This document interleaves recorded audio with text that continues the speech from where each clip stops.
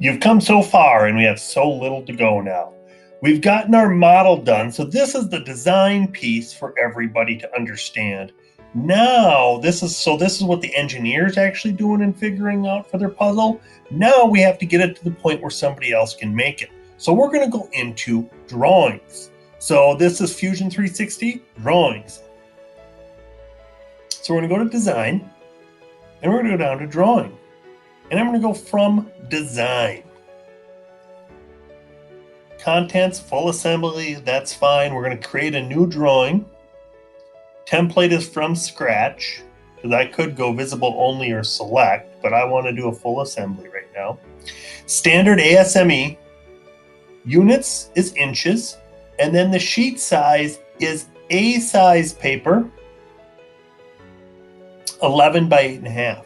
Instead of 8.5 by 11, because this is horizontal or vertical and this is horizontal. And I'm going to hit OK. And it's going to pop this into this sheet for me. Now coming up, reference, we already have that taken care of. Orientation, I want this to be in northeast isometric, because this is home view. Northeast isometric is home. Scale, I want to be 1:1. And I want to take the full screen up.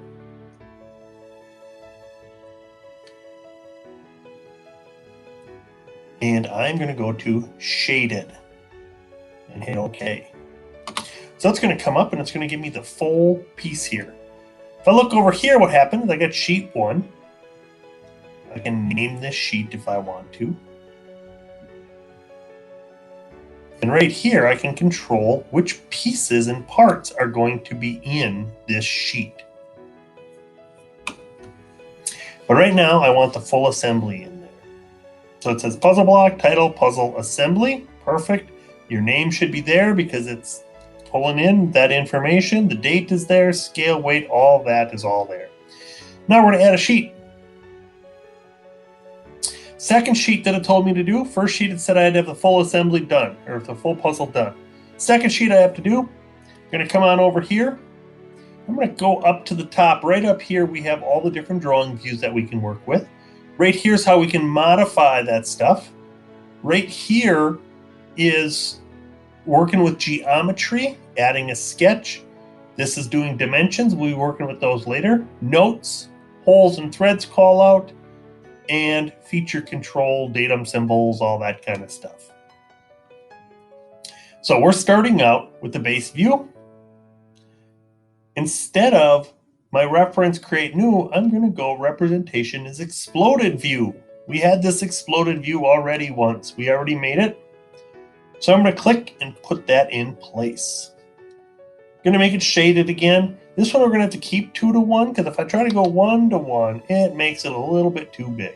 I have to stay inside my title block.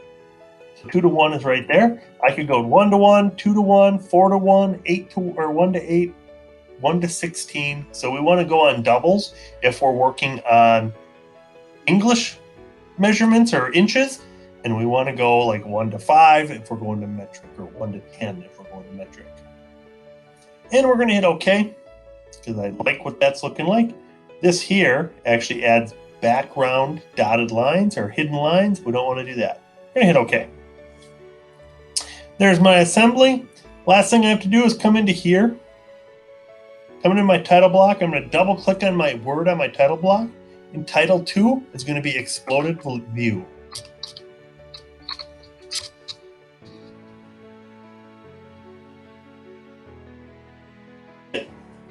Finish properties.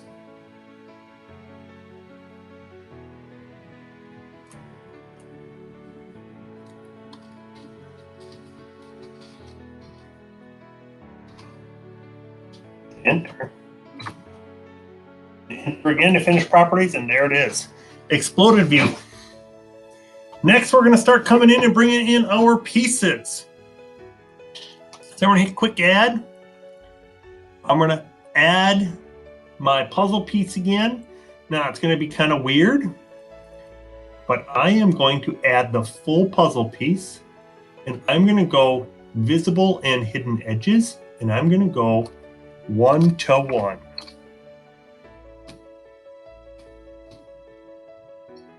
There we go. Click it in place and hit OK. Now it brought the whole puzzle piece up, but this is just going to be piece 1.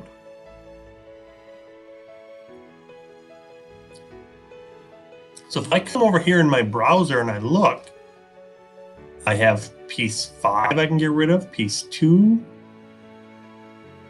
and I'm to piece 1 now. So this is the front view of what piece 1 is.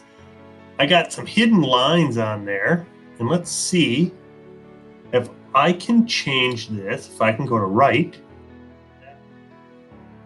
I got no hidden lines on it.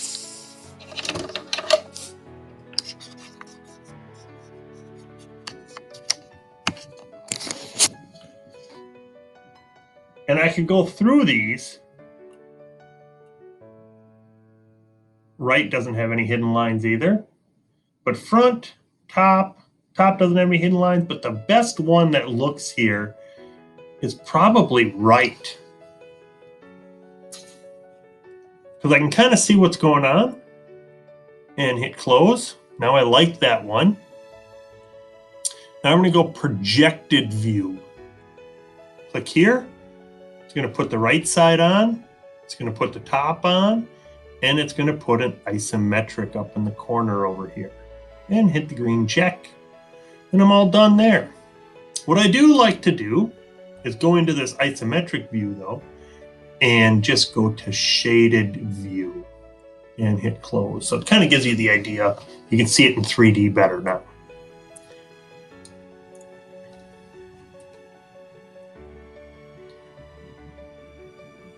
So on this, instead of exploded view, I'm going to put piece 1.